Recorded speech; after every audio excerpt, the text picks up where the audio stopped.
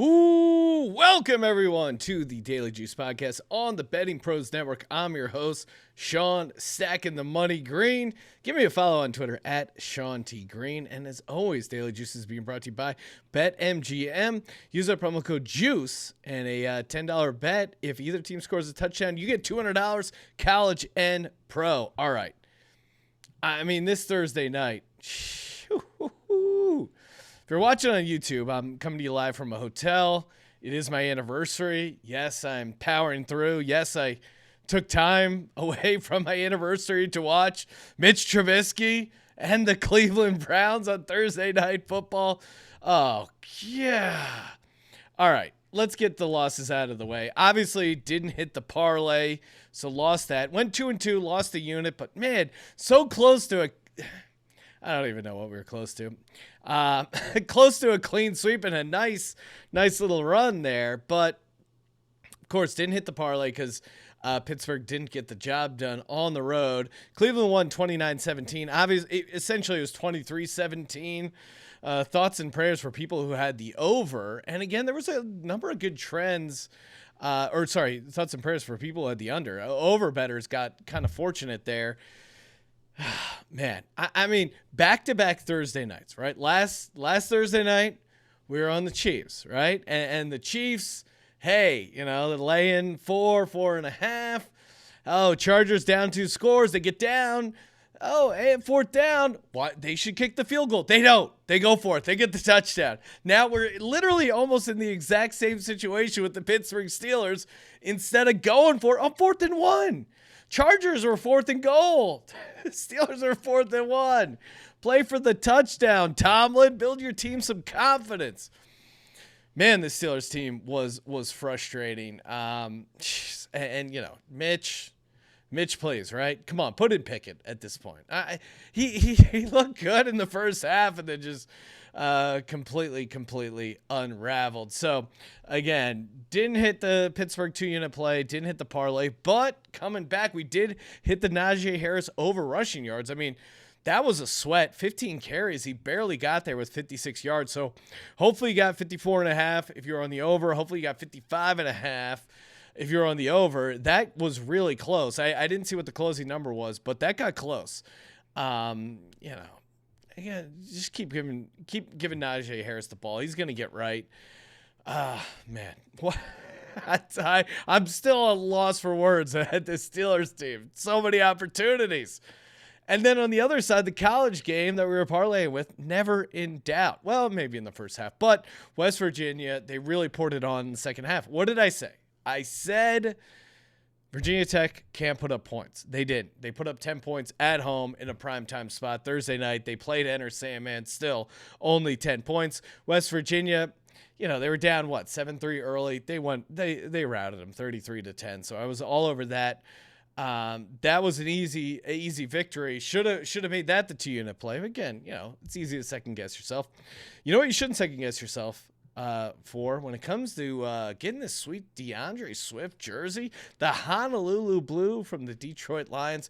Go to youtube.com/bettingpros, subscribe to the channel, comment on this very video. Comment right now.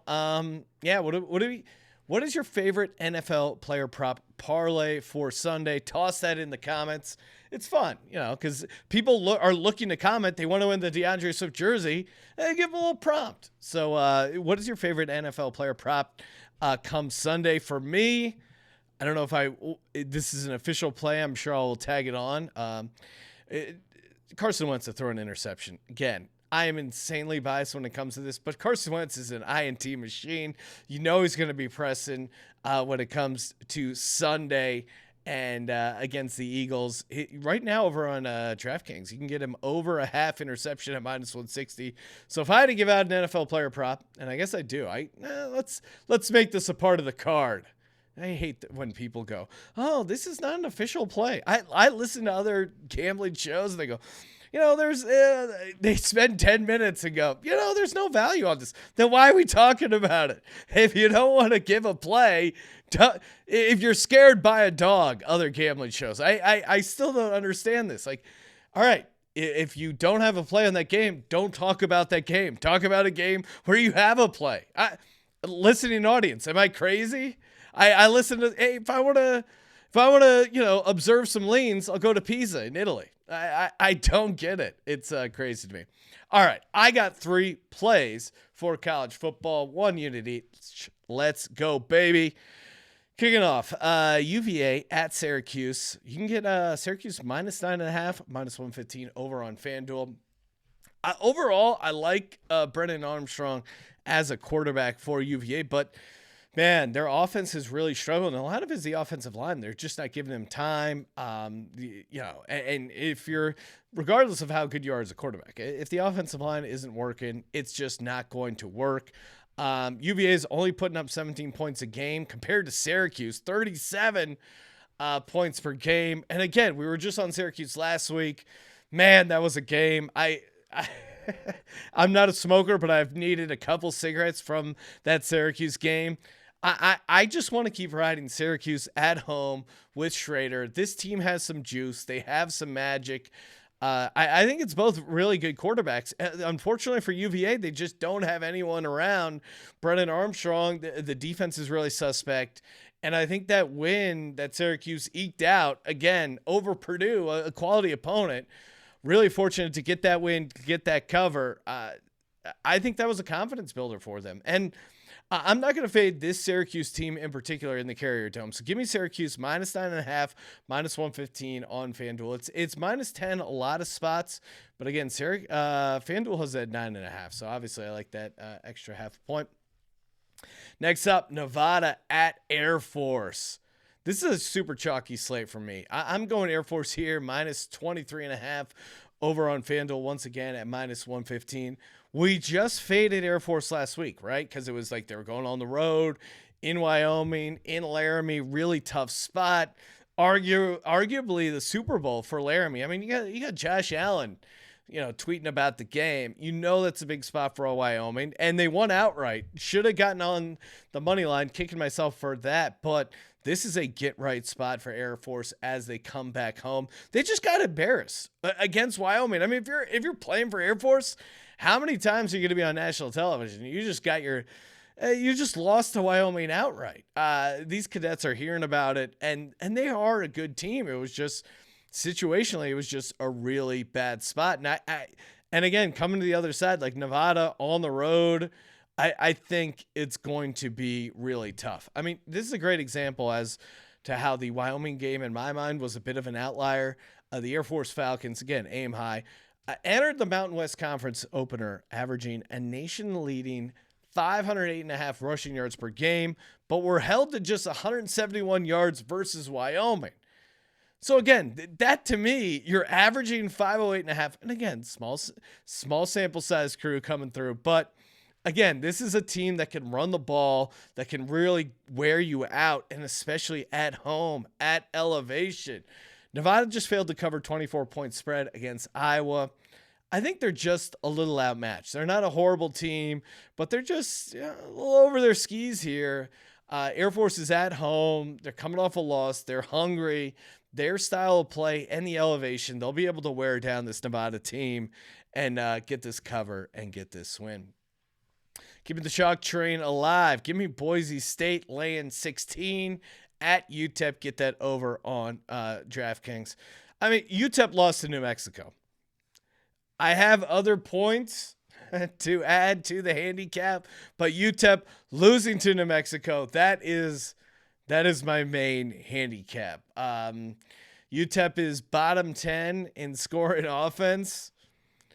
Yeah, not really what you're looking for, even if you're catching 16, -5 turnover differential for UTEP.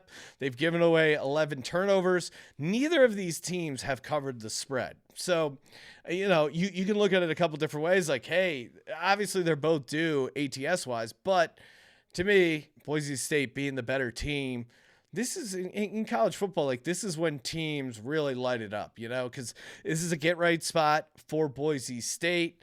Boise State's won a couple in a row. They got their ass kicked by Oregon State opening night. But to me, that was less about Boise State being bad, but Oregon State being good. I mean, we'll get to that Oregon State USC game, but I think Oregon State's a pretty good team.